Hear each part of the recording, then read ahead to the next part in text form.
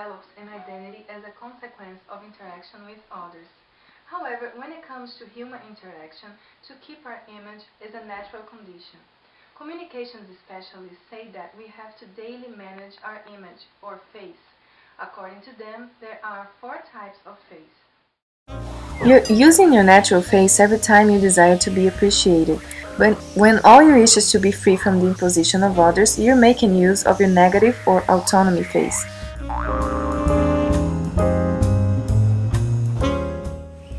We use our fellowship face when we want to be included, and our competent face when we think our abilities should be respected by others.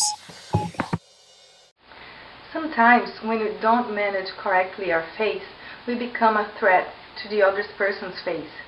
That happens when we perform awkwardly or violate a social rule, for example. Therefore, to have a proper face work is an important social skill. But how do we deal with this when the interaction is between 2 individuals of different cultures? In this case, face management becomes more complex because the norms of politeness are different, and we usually have a lack of cultural knowledge about the other's culture. Basically, in intercultural relationships, we can see 3 phases. When you first meet someone from another culture, you're in the trial phase. It means that you often lack knowledge about the other's cultural norms, rules, symbols, and so on.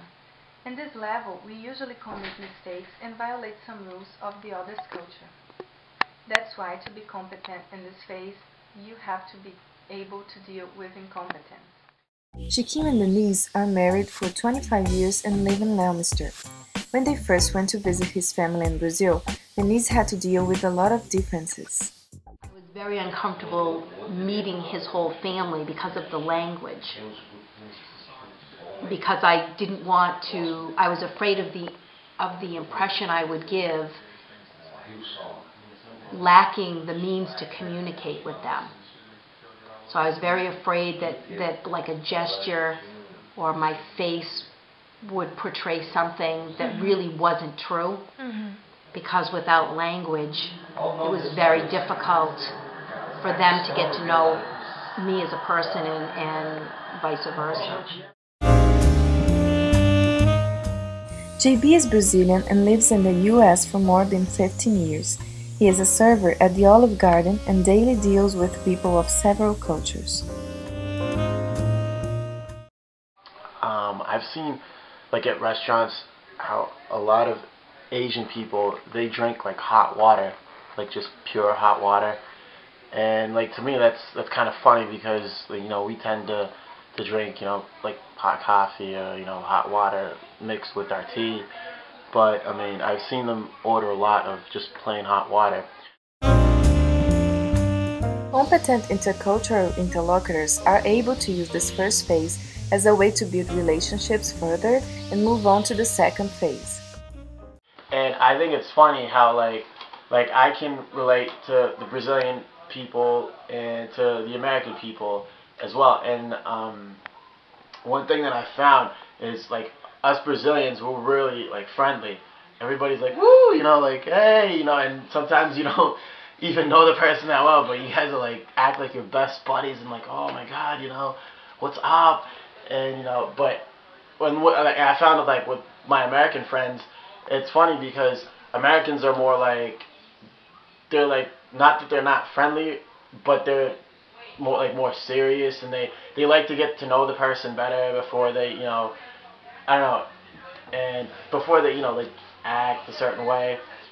On the second phase, the relationship between intercultural participants grow. This is when you have a co-worker, a neighbor, or a superior from another country, for example. Now it's the time to begin negotiating mutual meanings, rules, politeness, and try to avoid things that could offend the other one. Sometimes I'll have a food, a Brazilian dish that I really don't like, but I'll eat it, I'll enjoy it because I know that it's important to them, especially if they've made it just for me to share a piece of their culture. As the relationship goes further, it can become more interpersonal and less intercultural. When individuals with separate cultures get married or engage in a deep friendship, the relationship can be already considered interpersonal.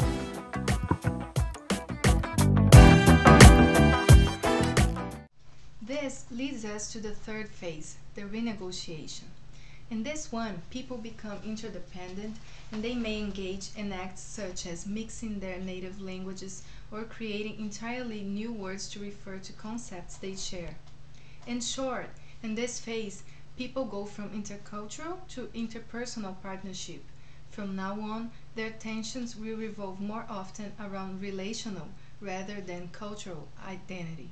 She knows what I really like, and she just don't put any objections to things that he knows that it's from my country, and as a matter of fact, she talks about, and sometimes she make it easy for me. Finally, when you're able to go through the challenges of managing your face and intercultural interactions, that's when you begin enjoying the richness of this kind of relationship.